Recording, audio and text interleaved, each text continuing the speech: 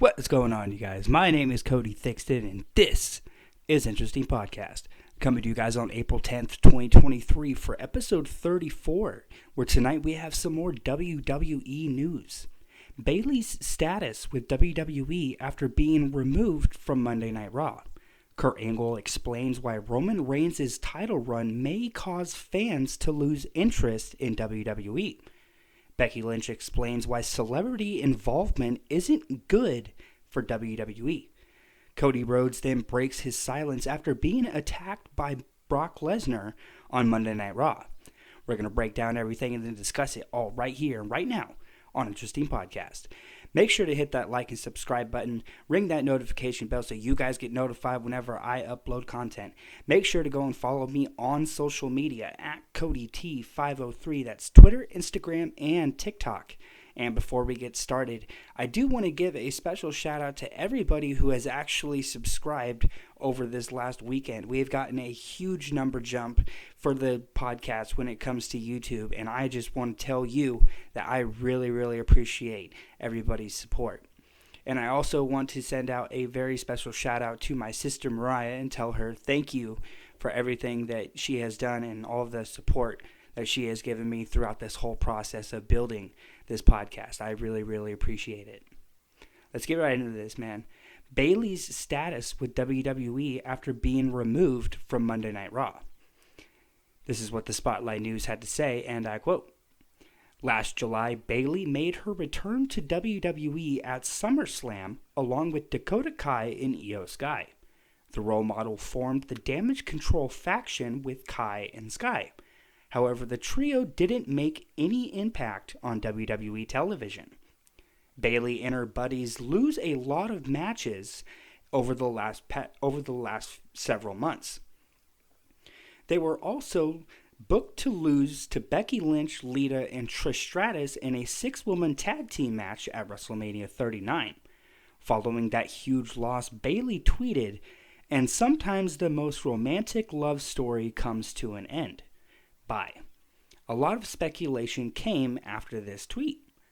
Last Monday on Raw, Bayley was supposed to be at ringside during the tag team match between Dakota Kai and Io Sky against Raquel Rodriguez and Liv Morgan. However, she was pulled from the show at the last minute. Therefore, fans assumed that Bayley would follow in the footsteps of Sasha Banks and Naomi. PW Insider reported that Bayley and WWE have a good relationship, and she won't be leaving WWE. It's also noted that her social media posts are just for generating buzz for the upcoming storyline. Now see, that is what I find interesting about this whole article, is that people think that there's a chance that Bayley is going to end up doing exactly what Sasha Banks and Naomi did. Now, people know that it was last May that Sasha Banks and Naomi actually went into Vince McMahon's office with their tag team championships, threw them down on his desk, and then walked out of WWE due to creative differences. Now, I don't see Bayley being one of those superstars, because I've actually gone and looked up some of her stats. And she's already a one-time Raw Women's Champion. She's a 2-time SmackDown Women's Champion. She's a 2-time and inaugural Women's Tag Team Champion. That's also made her the first ever Grand Slam Champion for Women's and the first ever Triple Crown Champion for the Women's Division in WWE. So she's already made herself a Hall of Fame career. And I don't think that she's going to want to squander that when she's already having everything work out for her. Because if WWE is planning on splitting up Damage Control, this can only benefit Bayley. Because the thing that Sasha Banks and Naomi didn't do is they had the mindset of short-term gain, long-term loss. And I feel like Bayley kind of has the mentality of a short-term loss but a long-term gain. So she might have to do a stupid character or be in a faction like Damage Control, where it's not really getting over with the WWE audience.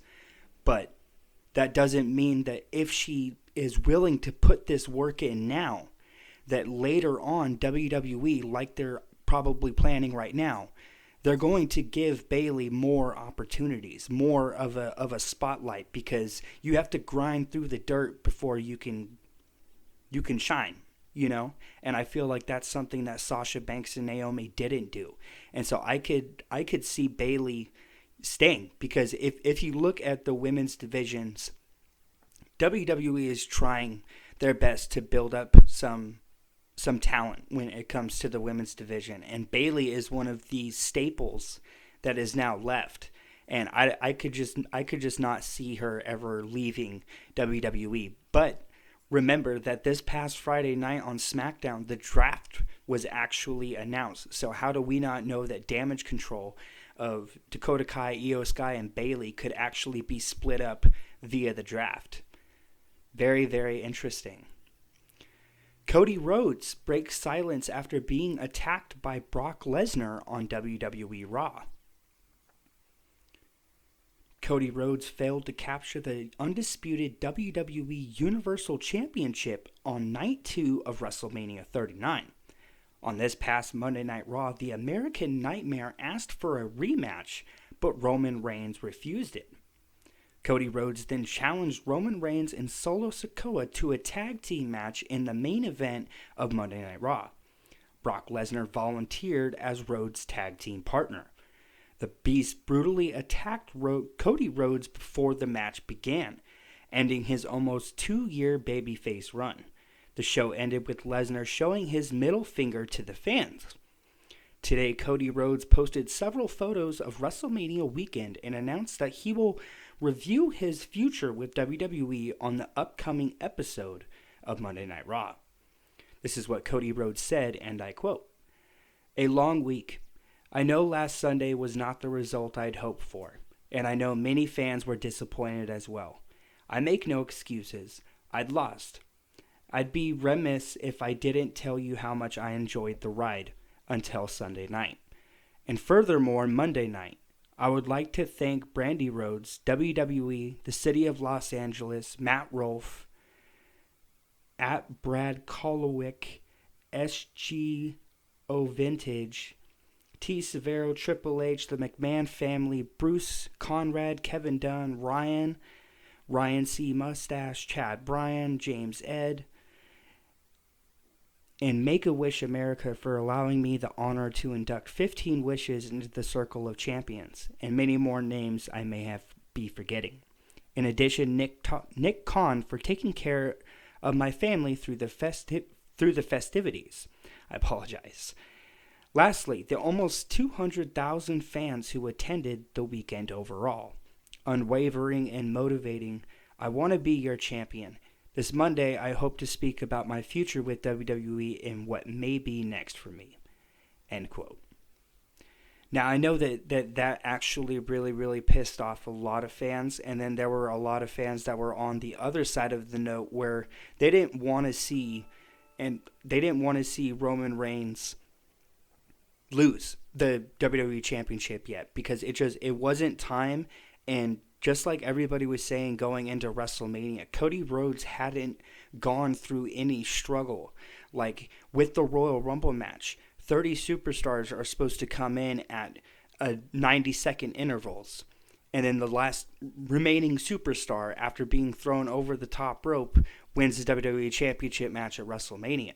Well, Cody Rhodes came in at the very ass end of the entire match, and then he goes on to SmackDown and says that he had to compete against 30 other superstars. But it's like, no, you didn't if you came in at the end of the match. Like, it ruined his whole view. Like, if WWE really wanted Cody Rhodes to be in that spot and to not give it to Roman Reigns, they would have had Cody Rhodes come out at like a 10 or even at least 15, so that then he could have the remaining superstars to fight through and really give a shine on him struggling. And that's just something that was missing from the whole Bloodline storyline, because especially it going into Elimination Chamber, nobody was talking about Cody Rhodes. And I think at the Royal Rumble, had WWE done that, people would have been talking about Cody Rhodes coming out of it, heading into Elimination Chamber, instead of talking about Sami Zayn. So, I don't understand. Like, I hope that this is just going into a storyline for WWE, because Cody Rhodes, he can't be doing this back and forth, like, I'm going to be featured on television, I'm not, or I'm going to step away, or, like, you got to pick one, man. Like, are you going to be with WWE? Are you going to, like, are you, like, because he left AEW, so it's like, where are you going? What are you doing? You know what I'm saying? And I hope that this is just storyline wise, or him saying that he could go to SmackDown, or I don't know what his plans are next. But it's gonna be very, very interesting later on tonight on Monday Night Raw to hear exactly what Cody Rhodes has to say. Becky Lynch explains why celebrity involvement in WWE isn't good. WWE occasionally brings celebrities for major premium live events. Only a few of them who competed in matches receive huge praise from the fans and management. This year's WrestleMania featured Snoop Dogg, Bad Bunny, Lil Uzi Vert, KSI, Logan Paul, and many others. Some of them were involved in segments and matches that stole the WWE Superstars spotlight. In an interview with Stephen A. Smith, Becky Lynch gave her opinion on celebrities being involved in professional wrestling. Becky acknowledged that their involvement would bring new viewers to wrestling. However, she made it clear that it must be balanced. This is what Becky Lynch had to say, and I quote, "That can be a bit of a problem, personally, and from a work ethics standpoint, that you put all of this effort into this all year round. And when the big shows come, when the big stadiums come, and there's 80,000 people, you want to receive your flowers for that hard work you've been putting in all year round so that we can do this. It is fantastic, but it cannot be what this business is. We need those people that are wrestling 3-4 times a week that can carry this, that are thinking about it constantly, that is their sole focus. We need that because, yes, the Pat McAfees of the world or the Logan Pauls can have 3 matches a year or 1 match, and we can put a spotlight on them and give them their kudos and their flowers and say, well done. But this business is hard. The business is so hard, and it's tough, and it's skill, and it's craft. And without those people that know how to do it in the way that we do it, then it will die." End quote. See, this is actually something that a lot of people have been talking about, is WWE doesn't go out and hire indie wrestlers anymore. Now they have the NIL program, which is the next in line program, meaning that they go to colleges and they scout out like football players, basketball players, and then they take them to their performance center and they craft them into WWE superstars. And it is an element that is now going missing, especially if you look back at the early 2000s. Jim Ross was the head of talent relations, meaning that if you look at everybody who was major, like even like Rey Mysterio was brought in by Jim Ross, and it was because he went to Mexico and scouted him out and found him and told him that, you know, he needed to come to freaking WWE, you know. And it's like, that's just like an aspect that is missing when, like, you can see that they're trying to build these stars in a couple of years, but then there's these people on the outside, like in indies, like a Mexico or MLW or something, that have been doing this for years, and they've crafted it and they care about it and they work so hard for it.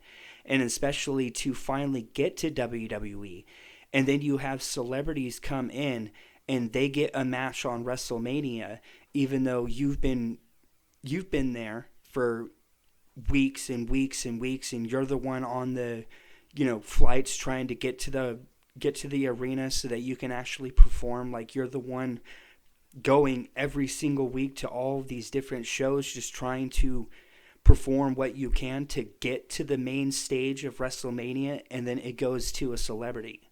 So I can totally understand why Becky Lynch would say that if they continue with it, if they continue getting people that don't understand the craft of professional wrestling or wanting to perfect it or really care about what they're doing in the ring, then there's going to be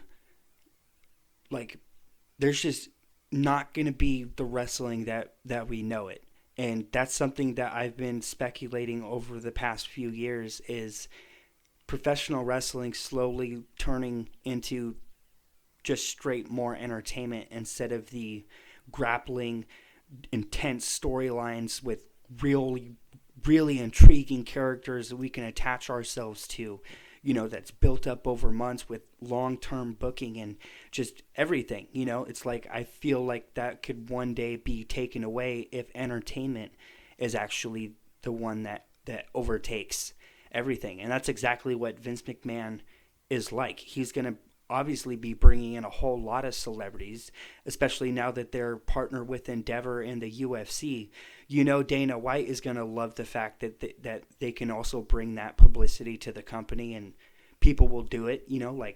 It's just, I don't know how to feel about it, but it is something that we need to focus on and actually see what Vince McMahon decides to do, because this NIL program, it doesn't work. They need to get wrestlers who care about their product and what they want to do in the ring.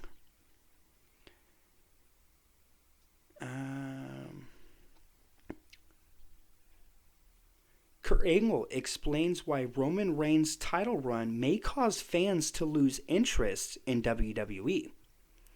3 years ago, Roman Reigns won the Universal Championship by defeating Braun Strowman and The Fiend in a triple threat match at the Payback Premium Live event. Last year, Reigns defeated Brock Lesnar in a winner-takes-all title unification match to become the undisputed WWE Universal Champion at WrestleMania 38. Reigns defeated almost every top star on the main roster in his title run. The Tribal Chief retained his undisputed WWE Universal Championship by defeating Cody Rhodes at WrestleMania 39. That win made huge controversy on social media. Many fans expected Rhodes' victory. As of now, Roman Reigns is yet to have a strong opponent for the upcoming Premium Live event. Dave Meltzer reported that Reigns isn't scheduled to compete at Backlash, which disappointed a lot of fans.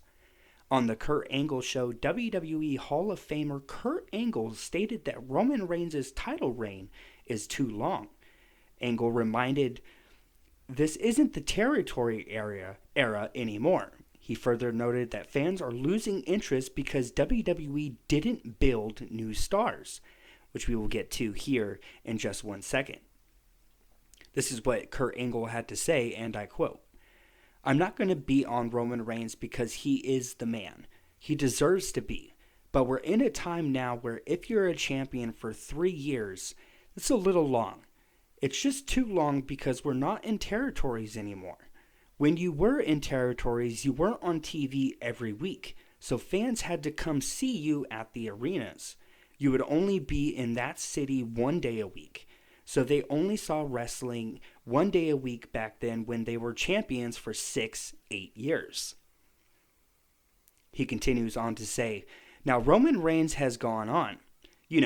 It looks like he's going to hold the title for another few years. The thing is, he's on TV every week, sometimes twice a week, and then a pay-per-view every month. It's just a lot. I don't believe the ratings are going to go down. But I do believe some people are going to lose interest because they're not making other wrestlers. Roman had an opportunity to make a wrestler.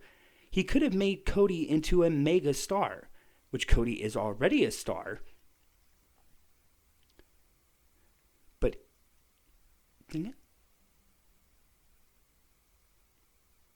But he would be an even bigger one if he would have won at WrestleMania. That's just my opinion." End quote. See, now this is something that I was actually researching the other day that I found really interesting. Now, I do think that, yes, the title reign of at least having both championships has definitely run its course. But a lot of people weren't a fan of the Universal Championship. So if WWE wants Roman Reigns to continue to hold the Universal Championship beyond 1,000 days, like he's planning on, because he's at 952 days as of April 10th, 2023, as Universal Champion. So he could still drop the WWE Championship and then still continue to hold the Universal Championship and then go and make that go above 1,000 days, and maybe even go after Hulk Hogan's WWF championship title reign, which was 1,475 days. And so if we're looking at 952 days now, and Hulk Hogan's was 1,475 days, that would mean that we have 523 days until Roman Reigns will beat Hulk Hogan's all-time record as the longest ever singles WWF Championship or WWE Championship reign. And that would actually put us, so if we're starting from today, April 10th, 2023, and we go and we add 523 days to this day, we will end on September 13th, 2024. Now, here's the interesting thing about that, and something I wanted to throw by you guys, is everybody knows that WWE has been going to, or just went to, the O2 Arena in London and did Clash at the Castle, you know, and so I could see WWE wanting to make Clash at the Castle a yearly pay-per-view. So I could see Roman Reigns potentially going throughout this entire year. Maybe he drops the WWE Championship. Maybe he drops it to a Cody or a returning Randy Orton or a returning Big E, like somebody. And then he continues to hold the Universal Championship and then goes into WrestleMania next year and faces The Rock in the main event for the WWE Universal Championship, because the WWE has been trying to really put... Sorry about that little interruption, you guys. I was actually just sitting here saying that I think that WWE can actually, like, they've been trying to push the Universal Championship to mean something as much as the WWE Championship without having such rich history. And I think with Roman Reigns, if he was able to actually not only beat Bruno Sammartino's title reign, but also beat Hulk Hogan's, that he would be the epitome of what they would think of what Hulk Hogan was in modern day. And that's why I think that Roman Reigns could actually end up holding the Universal Championship going all the way into September of 2024. And it's just really freaking interesting that we are actually witnessing what will be the longest title reign in WWE history. And just like it said in the report, some people might fall off, some people might get tired of it. But if you look at the end goal, if you look at the fact that with Roman Reigns holding it for so long, not only does he become because he's already a guaranteed Hall of Famer, but he becomes like the top person, like the longest reign above Hulk Hogan. And just like I said, he gets to become the modern day Hulk Hogan for WWE. But then, as soon as somebody beats Roman Reigns, it's going to give them such a big trajectory that they're going to be massive stars. It's going to be insane when it finally plays through. And like, that's what we talk about when it comes to like long-term booking. Like, we want these long storylines that we can attach to, because then when we do get to the end of the tunnel, when we do get to the end of the story, it is so good and it is so electrifying and intense, and it is so awesome. So I'm just hoping that, you know, Roman Reigns drops the WWE Championship at some point, and then he can continue on carrying the Universal Championship for however long Roman Reigns wants. Anyway, man, that is all of the news that we have for you guys here today on episode 43 of Interesting Podcast for April 10th, 2023. Again, I just want to thank you guys for all of the extra subscribers that we got over this weekend. I really, really appreciate everybody's support. Make sure to go and hit that like and subscribe button. Ring that notification bell so you guys get notified whenever I upload content. I will actually be announcing another professional wrestler that I get to interview later on this month, and I'm very, very excited to announce it to you guys later on. But if you guys had not seen my video where I actually interviewed Drexel, I will pin it right up here so you guys can go and watch it. But make sure to go and follow me on social media at CodyT503. That's Twitter, Instagram, and TikTok. I will be back this Thursday for some more WWE news. I'll catch you guys later.